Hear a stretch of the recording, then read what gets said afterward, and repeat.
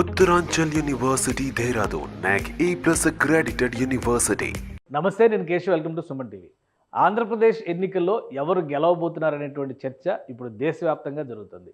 Polling complete అయింది, కౌంటింగ్కి ఏర్పాట్లు జరుగుతున్నాయి. రాజకీయ పార్టీలకి ఎవరికి వారికి ఉండాల్సినటువంటి అంచనాలు వారిదైన శైలిలో ఉన్నటువంటి పరిస్థితి. అయితే డిసైడింగ్ ఫ్యాక్టర్గా ఉమ్మడి కృష్ణా, గుంటూరు జిల్లాలు మారబోతున్నాయా? అక్కడ అమరావతి అంశం ఏ అంశం పైన ప్రభావితం చేయబోతోంది? ఎవరికి ఎక్కువ దానివల్ల నష్టం కలిగేటువంటి అవకాశం ఉంది? అలానే అభివృద్ధి విషయంలో ముందుండేటువంటి జిల్లాలుగా చెప్పేటువంటి కృష్ణా, గుంటూరు జిల్లాల తీర్పు ఎవరికి అనుకూలంగా ఉంది, పల్స్ ఎలా ఉంటుంది అనేటువంటి విషయాలను ఒకసారి విశ్లేషించేటువంటి ప్రయత్నం చేద్దాం. మనతో పాటు కేకే సర్వే సంస్థ ఫౌండర్ కేకే ఉన్నారు. వాస్తవానికి ఈ జిల్లాల్లో కూటమికి సంబంధించినటువంటి బలాబలాలు, అలానే వైఎస్ఆర్సీపీకి ఉన్నటువంటి బలాబలాలు, ఈ రెండింటిని కూడా విశ్లేషించే ప్రయత్నం చేద్దాం. కేకే గారు నమస్తే. నమస్తే అండి.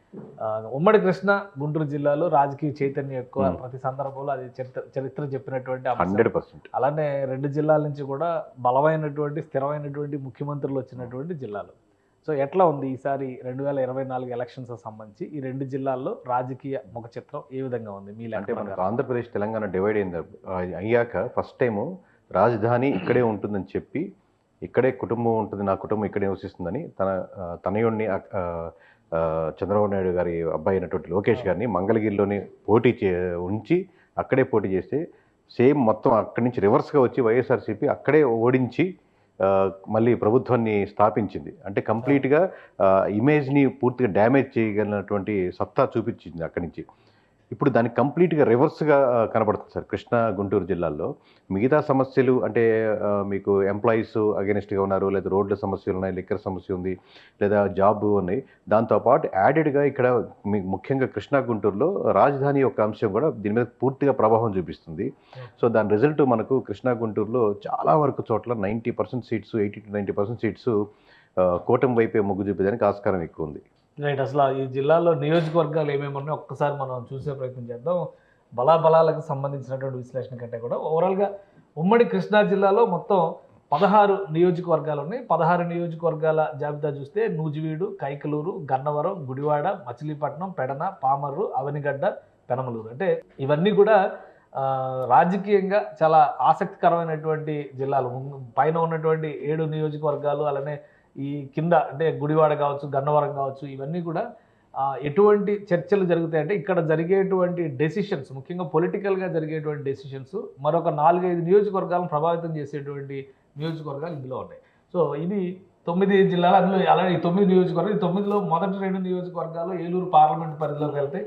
మిగతావన్నీ కూడా మచిలీపట్నం పార్లమెంటరీ స్థానం పరిధిలోకి వచ్చేటువంటి నియోజకవర్గాలు. ఇక మిగిలినటువంటి సెగ్మెంట్స్ మరొక విజయవాడ తూర్పు, విజయవాడ సెంట్రల్, విజయవాడ వెస్ట్, మైలవరం, తిరువూరు, నందిగామ, జగ్గయ్యపేట, ఇవన్నీ కూడా విజయవాడ పార్లమెంటు పరిధిలోకి వచ్చేటువంటి నియోజకవర్గాలు. సో మొత్తం కలిపి చూస్తే కృష్ణా జిల్లాలో 16 పార్లమెంటరీ స్థానాలు ఉన్నాయి. అందులో ఒక 7 మచిలీపట్నం, ఒక 7 విజయవాడ పార్లమెంటు పోతే మరొక మిగిలిన 2 అసెంబ్లీ స్థానాలు కూడా ఏలూరు పార్లమెంటు పరిధిలోకి వస్తాయి. సో ఇది ఇక్కడ ఉన్నటువంటి లెక్క. కేకే, ఇప్పుడు మీరు ఓవరాల్గా 16 స్థానాలంటే లాస్ట్ టైము చాలా కష్టం మీద తెలుగుదేశం పార్టీ 1-2 స్థానాలు మాత్రమే గెలుచుకుంది. అది కూడా విజయవాడ పరిధిలో ఉన్నటువంటి నియోజకవర్గాలు, సిటీ పరిధిలో ఉన్నటువంటి నియోజకవర్గాలు మాత్రమే గెలుచుకుంది.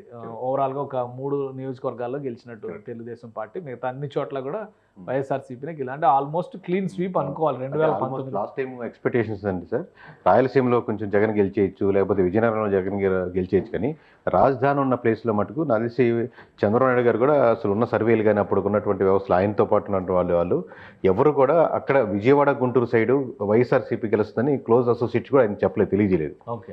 సో ఆల్మోస్ట్ లాస్ట్ టైం మనం చెప్పినప్పుడు కూడా ఓవరాల్గా షాక్ అయ్యేవాళ్ళు, ఏంది మీరు చెప్పేది చాలా ఫేక్ అండి, విజయవాడ మీరు వేరే దగ్గర చెప్పారంటే ఒక అర్థం ఉంది, విజయవాడ, గుంటూరు దగ్గర కూడా మీరు ఎక్కువ వైఎస్ఆర్సీపీ చెప్తున్నారు, ఇది కరెక్ట్ కాదని విపరీతంగా సర్వేస్లో వచ్చినటువంటి లాస్ట్ టైం 2019 ఎలక్షన్స్ గురించి. సో అలాగే ఇప్పుడు కూడా మనం ఘంటాపదంగా చెప్తుంది, ప్రీపోల్లో ఖచ్చితంగా 11 నియోజకవర్గాలు ఓవరాల్గా కూటమి వైపే ఉంటాయండి. ఓవరాల్గా 16 నియోజకవర్గాల్లో ఓవరాల్గా మీరు చెప్పే లెక్క ప్రకారం కూటమి వైపు ఈ టోటల్ దీనిలో 3 నియోజకవర్గాలు మాత్రం మిత్రపక్షాలకు ఇచ్చింది టీడీపీ. అంటే కైకలూరు అసెంబ్లీ బీజేపీకి వెళ్ళింది, విజయవాడ పశ్చిమ అసెంబ్లీ బీజేపీకి వెళ్ళింది, అవనిగడ్డ జనసేన పార్టీకి వెళ్ళింది. సో మిగతా చోట్ల అన్ని చోట్ల కూడా అంటే 13 చోట్ల తెలుగుదేశం పార్టీ పోటీ చేస్తుంది.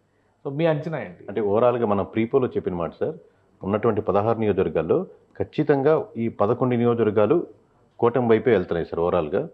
కేవలం ఒక్క నియోజకవర్గం మాత్రమే వైఎస్ఆర్సీపీ కాన్ఫిడెంట్గా గెలిచే నియోజకవర్గం ఒకటే ఉంది. మిగతా 4 చోట్ల మటుకు నువ్వా నేనా అంత టఫ్ ఫైట్ ఉంది సార్ దీంట్లో మటుకు. ఓకే. ఇప్పుడు మేము ఖచ్చితంగా ఇప్పటికి కూడా కాన్ఫిడెంట్గా పోస్ట్ పోల్ తర్వాత చెప్పేది ఏంటంటే, రేపు 1వ తారీఖు evening 5 o'clock clear cut number చెప్తాం. దీంట్లో మైనస్ అయ్యే ఆప్షన్ లేదు సార్ అసలుకి. ఓకే. ఓకే. సో అంటే ఇప్పుడు 11 ఏదైతే మీరు ప్రీ పోల్లో ఎస్టిమేషన్ వేశారో ఆల్మోస్ట్ ఆ 11 తర్వాత కూడా కంటిన్యూ అవుతాయి. సో మిగిలిన 4లో ఈ 4లో ఇక్కడే 1 యాడ్ అవుద్దా, 2 యాడ్ అవుద్దా, లేదా 1 యాడ్ అవుద్దా, లేదా ఇటు 3 యాడ్ చేసుకుంటుంది అనేది ఓవరాల్గా పోస్ట్ పోల్ తెలియదు. అంత పోలరైజేషన్ ఉందా కృష్ణా గుంటూరు జిల్లాలో? అంటే ఓపెన్గా ఫస్ట్ మనం కృష్ణా జిల్లాలోనే మాట్లాడుతున్నాం కాబట్టి ఒకసారి మనం నియోజకవర్గాల వారీగా చూస్తే కృష్ణా జిల్లాలో నూజివీడు ఆల్రెడీ వైఎస్ఆర్సీపీ సిట్టింగ్ స్థానం, అది కైకలూరు వైఎస్ఆర్సీపీ సిట్టింగ్ స్థానం, గన్నవరం వైఎస్ఆర్సీపీ షిఫ్ట్ అయిన స్థానం, వల్లభనేని వంశీమోహన్ వైఎస్ఆర్సీపీలో జంప్ అయ్యాడు తెలుగుదేశం పార్టీలో గెలిచి. స్టిల్ సో గుడివాడ వైఎస్ఆర్సీపీ గెలిచిన స్థానం, మచిలీపట్నం వైఎస్ఆర్సీపీ గెలిచిన స్థానం, పెడన ఇక్కడ జోగి రమేష్ గెలిచినటువంటి స్థానం ఇది, పామర్రు ఇతనే సిట్టింగ్ ఎమ్మెల్యే కైలా అనిల్, అలానే అవనిగడ్డ సింహాద్రి రమేష్ వైఎస్ఆర్సీపీ. సో పెనమలూరు ఇక్కడ కూడా వైఎస్ఆర్సీపీ అభ్యర్థి కొలుసు పార్థసారథి ఇప్పుడు టీడీపీలోకి వచ్చారు కాబట్టి ఆయన వేరే చోట నుంచి నూజివీడు నుంచి పోటీ చేస్తున్నారు, బట్ వైఎస్ఆర్సీపీ సిట్టింగ్. సో ఇన్ని నియోజకవర్గాలు ఉన్నాయి, వీటిలో మీరు ఏ అంచనా ప్రకారం వైఎస్ఆర్సీపీకి ఒకటే స్థానం? అంటే ఇంతకుముందు ఎన్ని సిట్టింగ్ స్థానాల్లో వైఎస్ఆర్సీపీ గెలిచిందన్నది కాదు సార్, ఇప్పుడు నిజంగా వైఎస్ఆర్సీపీ స్థానాల్లో ఎన్ని గెలుచుకోవడానికి ఆస్కారం ఉంది అనేది రాజకీయాలు ఏ రోజుకి ఆ రోజు ఏ టర్మ్కి ఆ టర్మ్ మారిపోతూ ఉంటుంది. ఎంతమంది మీరు చెప్పినట్టు వైఎస్ఆర్సీపీ స్థానాలు ఉన్నా కానీ వీటిలో 0 రావచ్చు, 1 రావచ్చు, అదే పొజిషన్లో ఉంది ప్రస్తుతానికి. అది కాన్ఫిడెంట్గా ఇప్పుడు ఈ లెక్కలో చూస్తే ఈ 9 స్థానాలు కూడా వైఎస్ఆర్సీపీ స్థానాలు. 9 స్థానాల్లో అసలు ఒకటి కూడా రాదంటారు. అంటే మిగతా యాడ్ చేసి చూస్తే కూడా అందులో ఎన్ని స్థానాలు వైఎస్ఆర్సీపీ ఉందో చూద్దాం. విజయవాడ ఈస్ట్ ఇది టీడీపీ స్థానం, ఇది విజయవాడ సెంట్రల్ వైసీపీనే, విజయవాడ వెస్ట్ ఇది వైసీపీనే, అలానే మైలవరం ఇది వైసీపీనే, తిరువురు వైసీపీనే, నందిగామ వైసీపీనే, జగ్గేపేట వైసీపీనే. అంటే మీకు ఓవరాల్గా అక్కడ 2 సీట్లే కనిపిస్తున్నాయి. అంటే గన్నవరం ఆల్రెడీ ఆయన జంప్ అయిపోయాడు, విజయవాడ ఈస్ట్ వరకే గెలిచారు, 2 సీట్లే గెలిచారు. సో 2 సీట్లలో లెక్క చూస్తే మీకు 14 సీట్లు లాస్ట్ టైం గెలిచింది. ఇప్పుడు ఇవన్నీ కూడా మళ్ళీ సిట్టింగ్ స్థానాలు కొన్ని చిన్న చిన్న చేంజెస్ ఉన్నప్పటికి కూడా ఓవరాల్గా అసలు మీ లెక్క ప్రకారం ఎందుకు వైసీపీ పైన అంత వ్యతిరేకత ఉంది? ఒక్క అమరావతి అంశమేనా, వేరే అంశాలు? మిగతా అంశాలు ఒక అమరావతి అంశం ఒక్కటే ఉండి మిగతా అంశాలు ఏవీ లేకుండా ఉండే అనుకోండి, అంటే ఎంప్లాయీస్ ఫేవర్గా ఉండేది అనుకోండి. ఇప్పుడు మనం మీకు ఇంకా చెప్పారంటే సచివాలయాల్లో అన్ని నియోజకవర్గాల సచివాలయం ఓన్లీ డేటా తీసుకుంటే కంప్లీట్ సచివాలయాలు ఇచ్చింది జాబ్స్ ఇచ్చింది మొత్తం వైఎస్ఆర్సీపీగా సార్. మీరు వైఎస్ఆర్సీపీ చెప్పే మాట ఏంటంటే మనం ఇన్ని పథకాలు ఇచ్చాం కదా, ఇన్ని పథకాలు ఇచ్చినప్పుడు ప్రతి నెలకో 3 నెలలకో సంవత్సరానికి ఒక అమౌంట్ తీసుకుంటున్నారు. ఇంత అమౌంట్ తీసుకుంటున్నప్పుడు వాళ్ళు మనకు లాయల్గా ఉంటారు, ఇంత ఓట్ బ్యాంక్ ఎందుకు షిఫ్ట్ అవుద్ది అని అంటున్నారు. దానికి కాంట్రాడిక్టరీగా మేము చెప్పే స్టేట్మెంట్ ఏంటంటే కంప్లీట్ సచివాలయం ఎంప్లాయీసే 100 మందిని తీసుకున్నాం అనుకోండి, ఓవరాల్ స్టేట్లో 100 మెంబర్స్ తీసుకున్నాం అనుకోండి, దాంట్లో కూడా మోస్ట్ ఆఫ్ ది పర్సంటేజ్ కూటమి వైపే మళ్ళారు. అంటే మీకు జాబ్ వచ్చిన కొత్తల్లో ఉన్నటువంటి ఫీలింగ్, నాకు ఇక్కడ జాబ్ వచ్చింది స్టార్టింగ్లో అన్నట్టు ఉన్న అవకాశం సంవత్సరం తర్వాత నాకు ఇంక్రిమెంట్ ఏంటి, లేకపోతే పొజిషన్ మారట్లేదు ఏంటి, లేకపోతే అక్కడ ఇబ్బందులు ఏంటి, లేకపోతే వాళ్ళ చేత ఏ పనులు చేపిస్తున్నారు, సర్వీస్ అదే సార్. మామూలుగా మనం తీసుకుని అంగన్వాడీ టీచర్ ఎలా అయితే పని చేస్తూ ఉంటుందో జీతాల్లో పరిగెదాలు ఉండొచ్చు కానీ పొజిషన్స్ లో చేంజ్ ఏమి ఉండదు కదా, అది ఎక్స్పెక్ట్ చేసినటువంటి వాళ్ళే కదా. వర్క్ కదా సార్, వర్క్ ఏ పరంగా చేపిస్తున్నారు అంటే వాలంటీరు పని వాళ్ళు వెళ్తే ఎక్కువ చేపిస్తున్నారా, లేదా ఒక పార్టీ పనులు ఎక్కువ చేపిస్తున్నారా, లేదా వాళ్ళకి కావాల్సిన ఇన్ఫర్మేషన్ తెప్పించుకుంటున్నారా, లేదా అక్కడ ఉన్న జాబ్ ఇష్యూస్ ఏంటి, ఎనీ జాబ్ అంటే మనకు సంవత్సరం 2-3 సంవత్సరాల తర్వాత అంత కృతజ్ఞతాభావం ఉండడం కంటే కూడా మనం నెక్స్ట్ లెవెల్ ఇంక్రిమెంట్ లేకపోతే ఇంకోటి అక్కడ ఉన్నటువంటి ఇష్యూస్ని మనం హైలైట్ చేస్తూ ఉంటుంది మానసికంగా కూడా. సో ఇప్పుడు కరెంట్గా ఓవరాల్గా సచివాలయం ఎంప్లాయీస్ ఎట్లా ఉంటారు, మేము అసెంబ్లీలో వర్క్ చేసే ఎంప్లాయీస్ లేకపోతే అక్కడ ఉన్నటువంటి మొత్తం ఓవరాల్ కేటగిరీ ఎంప్లాయీస్ వెరిఫై చేసినా అక్కడ కూడా ఓవరాల్గా వ్యతిరేకత ఉంది. ఓకే. సో ఇక్కడ ఇంకా బలమైన నాయకులు కొంతమంది అంటే వైసీపీ లిస్టులో బలమైన నాయకులు ఉన్నారు. ఇప్పుడు యాక్చువల్గా మేక వెంకట ప్రతాప్ అప్పారావు అంటే నూజివీడు నుంచి ఆయన సీనియర్ మోస్ట్ లీడరు, మంత్రి కాకపోయినా కానీ ఒక సీనియర్ మోస్ట్ లీడర్. అలానే కొడాలి నాని మాజీ మంత్రి, పేరుని నాని వాళ్ళ కొడుకు పేరుని కిట్టు, అంటే ఫస్ట్ టైం డెబ్యూ చేస్తారు. అంటే నాని గారు ఆయన ఎలక్షన్స్ కంటెస్ట్ చేసినంటే కూడా కిట్టు గారి మీద ఎక్కువ కాన్సన్ట్రేట్ చేసి ఎక్కువ ఉంటుంది ఖచ్చితంగా. ఏ ఎలక్షన్స్ కి ఇంత కాన్సన్ట్రేట్ చేసి ఉంటారు. సో అంటే వీళ్ళందరూ కూడా ఇప్పుడు వల్లభనేని వంశీ కానీ, మేకా ప్రతాప్ అప్పారావు కానీ, కొడాలి నాని కానీ, పేర్ని కిట్టు కానీ, Jogi Ramesh, Simhadri Ramesh okay, but second time MLA కాబట్టి జోగి రమేష్. సో ఇంతమంది సీనియర్ లీడర్స్ ఉన్నారు ఇక్కడ ఈ లిస్ట్ లో.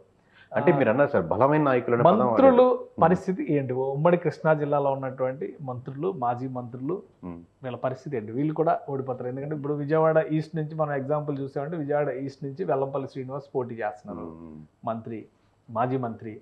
ఆయన పోటీ చేస్తున్నారు. అలానే సామినేని ఉదయ్ విజయవాడ సెంట్రల్ ఆయన విజయవాడ వెస్ట్ నుంచి ఆయన సెంట్రల్ కి షిఫ్ట్ అయ్యారు.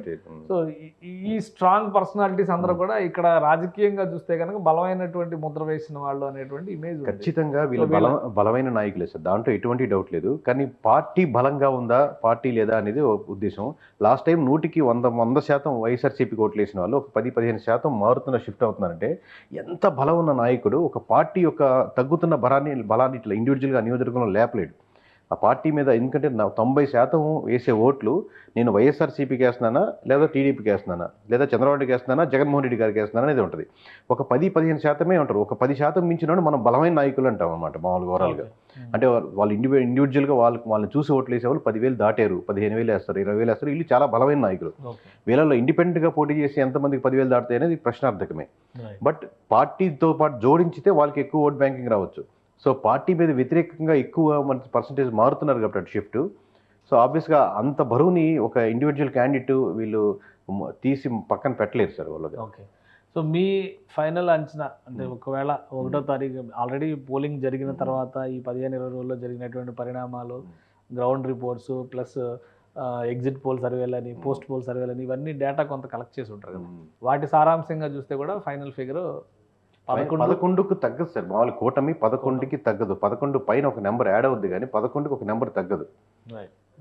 మీ అంచనా ప్రకారం చూస్తే ఉమ్మడి కృష్ణా జిల్లాలో అమరావతి అనేటువంటి ఇష్యూనే ఎక్కువ ఇంపాక్ట్ చూపించిందా, ఇతర కారణాలు కూడా? ఎందుకంటే సామాజికంగా వైసీపీ వేసినటువంటి ప్రధానమైనటువంటి అంచనా సామాజికంగా ఉన్నటువంటి ఈక్వేషన్. ఇప్పుడు రిజర్వ్డ్ కాన్స్టిట్యున్సీస్ ఉన్నాయి, ఖచ్చితంగా మేము గెలుస్తాం అనేటువంటి అభిప్రాయంతో ఉంది. అలానే విజయవాడ వెస్ట్ లాంటి కాన్స్టిట్యున్సీ, ముస్లిం ఓటు బ్యాంక్ ఎక్కువ, ఖచ్చితంగా మేము గెలుస్తాం అనేటువంటి ఆలోచన ఉంది. సో ఈ విజయవాడ ఈస్ట్ లాంటివి అనుకోండి, కొద్దిగా ఏదో కొంతమంది నాయకులు, దేవినేని అవినాష్ లాంటి ఫ్యామిలీ, గట్టి ఫ్యామిలీలు వచ్చినాయి కాబట్టి గెలుస్తాం అనేటువంటి అంచనాలు ఉండవచ్చు. బట్ ఈ లెక్కలన్నీ తిరువురు కూడా వైఎస్ఆర్సీపీ బాగుంటుంది మామూలుగా. తిరువురు కూడా రిజర్వ్డ్ కాన్స్టిట్యున్సీనే. ఇది తిరువురు రిజర్వ్డ్ కాన్స్టిట్యున్సీనే. ఇప్పుడు మైలవరం ఉంది, లాస్ట్ టైం వైసీపీ అభ్యర్థి గెలిచినటువంటి నియోజకవర్గం, ఇప్పుడు అదే అభ్యర్థి టీడీపీ నుంచి కంటెస్ట్ చేస్తారు. సో ఈ ఫ్యాక్టర్స్ ఏవి కూడా వైసీపీకి ప్లస్ అయ్యేటువంటి మీరు అడిగిన ఫస్ట్ ప్రశ్నకి ఎంత బలంగా అనేది ఓన్లీ ఆ రాజధాని అంశమే కంటే మూలిగే నక్క మీద తాటికాయ పడ్డట్టు ఆల్రెడీ ఒక వేరే ఫ్యాక్టర్స్ మీద నెగిటివిటీ అవుతుంది. కానీ కృష్ణా గుంటూరుకు వచ్చి మనిషి అలా కూర్చునేసరికి పెద్ద తాటికాయ లాంటిది ఒక అమరావతి అనేసి ఢమ్ అని పడుతుంది అనమాట. ఆల్రెడీ చాలా ఫ్యాక్టర్స్ తో రాజధాని పెద్ద ఇన్ఫ్లుయెన్స్ చేసేటువంటి అంశం. 100% రాజధాని ఫ్యాక్టరీ ఇన్ఫ్లుయెన్స్ కాదు సార్ ఇంతకు ముందు. ఎందుకంటే ఇన్ఫ్లుయెన్స్ చేసే పని అయితే అక్కడి నుంచి లోకేష్ గారు గెలిచేవాళ్ళు కదా. నాకు ఇక్కడ రాజధాని వచ్చింది, ఈయన వల్లే వచ్చింది, ఈయన వల్ల డెవలప్ అవుతుందని పూర్తిగా ప్రజలంతా నమ్మితే, మొత్తం నమ్మకపోయినా కానీ కనీసం లోకేష్ గారు కంటెస్ట్ చేసినటువంటి నియోజకవర్గంలో ఆయన గెలిపించుండేవాళ్ళు. కానీ తర్వాత జరిగిన ఏం జరిగిందంటే, తర్వాత ఎలక్షన్స్ అయిపోయిన తర్వాత అనుకున్నట్టు డెవలప్మెంట్ అక్కడ లేకపోవడం, లేకపోతే అక్కడ ఉన్నట్టు భూములు రేట్లు పడిపోవడం, లేకపోతే అక్కడ దాన్ని ప్రచారంగా బాగా కూటమి ముందుకు తీసుకెళ్ళడం, ఈ విధంగా రాజధాని ఆగిపోయింది వీళ్ళు రావడం వల్ల అనేది ప్రజలు ఎక్కువ శాతం నమ్మడం. ఎక్కువ శాతం అంటే వైఎస్ఆర్సీపీకి లాస్ట్ టైం ఓట్లు వేసిన వాళ్ళు ఇక్కడ డెవలప్మెంట్ లేదు, ఆఖరికి సీఎం జగన్మోహన్ రెడ్డి గారు వెళ్ళేదానికి అక్కడ చిన్న బ్రిడ్జి మీద వెడల్పాటి రోడ్డు వేసుకోలేకపోయారు, ఇదే మాత్రం డెవలప్ చేసుకోవచ్చు కదా అని దాని చిన్న అంశాలు కూడా ఎక్కువ ప్రభావితం అయ్యి అదే చెప్పినట్టు మూలిగే నక్క మీద తాటికే పడ్డట్టు ఆల్రెడీ ఉన్న ఓట్ బ్యాంకు 6% 7% పోతుంది. ఇది ఎక్స్ట్రా 4% పోయేసరికి కృష్ణా గుంటూరు జిల్లాలో ఇంకా మీకు ప్రధానంగా ఎక్కువ పడుతుంది. ప్లస్ సామాజిక పరంగా కూడా అడ్వాంటేజ్ ఉన్న నియోజకవర్గం సహజంగా. సో అడ్వాంటేజ్ కూటమికి ఆటోమేటిక్ గా ఇప్పుడు కమ్మ సామాజిక వర్గం ఎక్కువగా దాంట్లో 5% ఉండొచ్చు, యాడ్ దాంట్లో 10% ఉండొచ్చు, అది వేరే విషయం. బట్ ఈ రెండు బలంగా ఉన్నటువంటి సామాజిక వర్గాలు ఆల్రెడీ అపోనెంట్ ఉన్నటువంటి మీరు వీక్ అవుతుంటే వెంటనే క్యాప్చర్ చేసేందుకు అన్ని అవకాశాలు ఉంటాయి కృష్ణా గుంటూరు జిల్లాలో. ఓకే. సో మీ అంచనా ప్రకారం ఫైనల్ వర్డ్ అదేనా? ఫైనల్ వర్డ్ అది కాదు సార్, ఇంకా మీకు చెప్తాను చూడండి. కృష్ణా గుంటూరు రెండు కలిపినా సింగిల్ డిజిట్ దాటదు వైసీపీకి. సో ఎందుకు అంత వ్యతిరేకత అదే అంటే ఈ మళ్ళీ ఫ్యాక్టర్స్ same మళ్ళీ ఇదే సేమ్ factors. ఫ్యాక్టర్స్ కృష్ణ అయినా గుంటూరు ఇదే ఫ్యాక్టర్స్. ఓకే రైట్, మనం విడిగా మళ్ళీ గుంటూరు గుంటూరు report discuss చేద్దాం. చూద్దాం, మళ్ళీ Okay, డిస్కస్ okay, right. చేద్దాం. కానీ కృష్ణా జిల్లాకి సంబంధించి ఫైనల్ వర్డ్ ఏంటి కేకే చెప్పేది? ప్రీపోల్ సర్వే బేసిస్ లో ప్రీపోల్ సర్వేలో చూస్తే మనకు ప్రీపోల్ సర్వేలో 11 కూటమికి చెప్పాం సార్. ఆ 11లోంచి ఒకటి తీద్దామా అనే ఆలోచన ఇప్పుడు దాకా లేదు. 11 చూస్తే 11 కన్ఫర్మ్. ఈ టైట్ ఫైట్లో ఇంకేమైనా 1-2 యాడ్ చేసుకోగలదా వైఎస్ఆర్సీపీ అనేది ఆలోచిస్తున్నాం. అంతేగాని ఈ 11 మటుకు తలకింద తపస్సు చేసినా మారదు కృష్ణా జిల్లాలో కూటమి. రైట్, థ్యాంక్ యూ కేకే, మీ అభిప్రాయం తెలియజేసినందుకు. ఇది కేకే సర్వేస్ గతంలో నిర్వహించినటువంటి సర్వే, అంటే గత ఎలక్షన్స్లో నిర్వహించినటువంటి సర్వే పైన పబ్లిక్ ఒపీనియన్ కానీ అలానే రిజల్ట్ కూడా దాదాపుగా యాక్యురేట్గా వచ్చిందనేటువంటి సమాచారం ఉండడం, ఈసారి ఎస్టిమేషన్స్ ఎలా ఉంటాయి అనేటువంటి ఆసక్తి ప్రేక్షకుల్లో ఉండడంతోనే సుమన్ టీవీ ఈ వీడియోస్ని ప్రజెంట్ చేసేటువంటి ప్రయత్నం చేస్తుంది. ఈ డేటాతో కానీ ఈ అనాలిసిస్తో కానీ పూర్తి బాధ్యత తీసుకోవాల్సింది కేకే సర్వే సంస్థ మాత్రమే గమనించాల్సి ఉంటుంది. ఇక సుమన్ టీవీ ఏ సర్వే చేసినటువంటి సంస్థల ద్వారా అయినా కానీ అంటే ప్రామాణికమైనటువంటి సర్వే చేసినటువంటి సంస్థల ద్వారా వాళ్ళ రిపోర్ట్స్ ఆధారంగా ఈ 20 రోజుల్లో ఉన్నటువంటి ఎక్స్పెక్టేషన్స్ పైన కొన్ని వీడియోస్ మాత్రమే చేస్తుంది. ఇది సుమన్ టీవీ అభిప్రాయం ఎంత మాత్రం కాదని గమనించాల్సినటువంటి అవసరం ఉంటుంది. ఇక కృష్ణా జిల్లాలో జరిగినటువంటి ఎన్నికలకు సంబంధించి కౌంటింగ్ రోజున ఎటువంటి ఫలితం వస్తుందనేది ఎగ్జాక్ట్ రిజల్ట్ కౌంటింగ్ రోజునే వస్తుంది. కానీ ఈ కేకే సర్వీస్ వేసినటువంటి అంచనాల ప్రకారం చూస్తే కూటమికి బలమైన ఎడ్జ్ కనిపిస్తుంది అనేటువంటి మాట చెప్తున్నారు. ఇది ఎంతవరకు నిజమవుతుందో జూన్ 4వ తేదీన డిసైడ్ చేద్దాం. Keep watching. సుమన్ టీవీలో మీ పర్సనల్ అండ్ బిజినెస్ ప్రమోషన్స్ కోసం కింది నెంబర్కి కాంటాక్ట్ చేయండి.